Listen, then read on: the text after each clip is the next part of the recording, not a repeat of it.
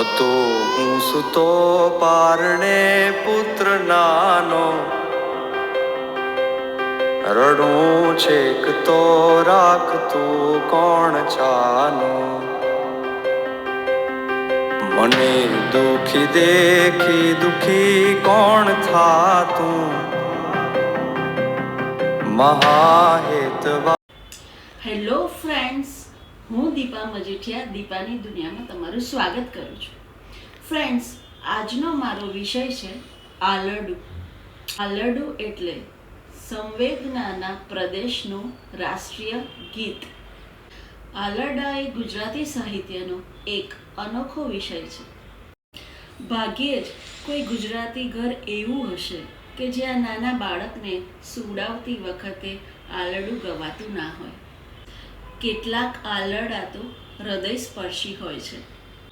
માતાના સ્વર્ગ સમૂહ ખોળો હોય, પાણું હોય, દાદા દાદી નાના નાનીનો ખોળો હોય, એ બધા થકી ગવાતા આલરડા નાના બાળકોના કાનને પવિત્ર કરે છે, જે બાળકને મીઠી અને સુકૂન ભરી ઊંઘ આપે છે.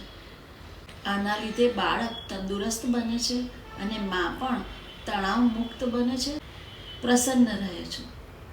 માતાના મીઠા અવાજ સાથે ગવાતું આલરડું જ્યારે બાળકના કાનમાં પડે છે ત્યારે બાળકને એની પાસે એની મા છે એવો અહેસાસ થાય છે. એક જાતનું એનામાં સુરક્ષિત છે એવો ભાવ પેદા થાય છે અને એનામાં અલગ આત્મવિશ્વાસ જોવા મળે છે. અમેરિકન લિટરેચરના અધ્યાપકના કહેવા અનુસાર કુદરતમાં પણ આલરડું છુપાયેલું છે. એ કહે છે, raindrops are nothing more than lullaby for the restless soul. બાળપણમાં આલરડા ગાતી માં કે વાર્તા કહેતી માં એક સાહિત્યકારથી કમ નથી. આલરડાના શબ્દો બાળકના કાને પડતા તેના શબ્દ ભંડોળનો વિકાસ થાય છે. આલરડામાં ગવાતા સૂરજ દાદા, ચંદા મામા, પક્ષીઓ, પંખીઓ, ગાય, પતંગિયા, મોર, ચકોચકી, આ બધા બાળકના મનોજગતનો એક ભાગ છે. આલરડા બાળકને પાંખો અને આંખો બંને આપે છે, જેમાં એક આંખ વાસ્તવિકતાની તો બીજી આંખ ફેન્ટસીની હોય છે. માતા કે દાદી પાસે સાંભળેલા આલરડા જોડકણા વાર્તાઓ શીખીને જતું શાળાએ બાળક અલગ પ્રકારનો ગર્વ અનુભવે છે. આલરડા બાળકાવ્યો લખવા એ ઝરણાના પાણી પર કોતરણી કરવા જેવું કામ છે. કવિ નાનાલાલ ઝવેરચંદ મેઘાણીએ ઘણા આલરડાઓ લખેલા છે. તે ગુજરાતી સાહિત્યનું વૈભવ વધારે છે.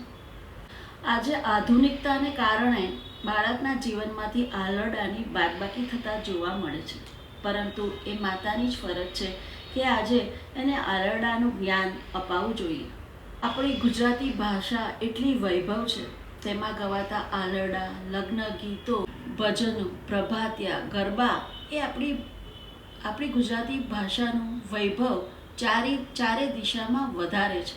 આપણા રાષ્ટ્રપતિ શ્રી નરેન્દ્ર મોદીએ 2011માં જ્યારે આલરડાની એક સીડી બહાર પાડી હતી ત્યારે એમણે કીધું હતું, સીડીમાં રેડિયો પર ગવાતા આલરડા કરતાં માના મોઢેથી જે આલરડા સંભળાય એ જ ખરા અર્થમાં આલરડા છે. મને લાગે છે કે તમને મારો આ વિડીયો ગમ્યો હશે, તો પ્લીઝ મારી ચેનલને લાઈક કરો, શેર કરો, સબસ્ક્રાઈબ કરો. Bye, have a nice day. હતો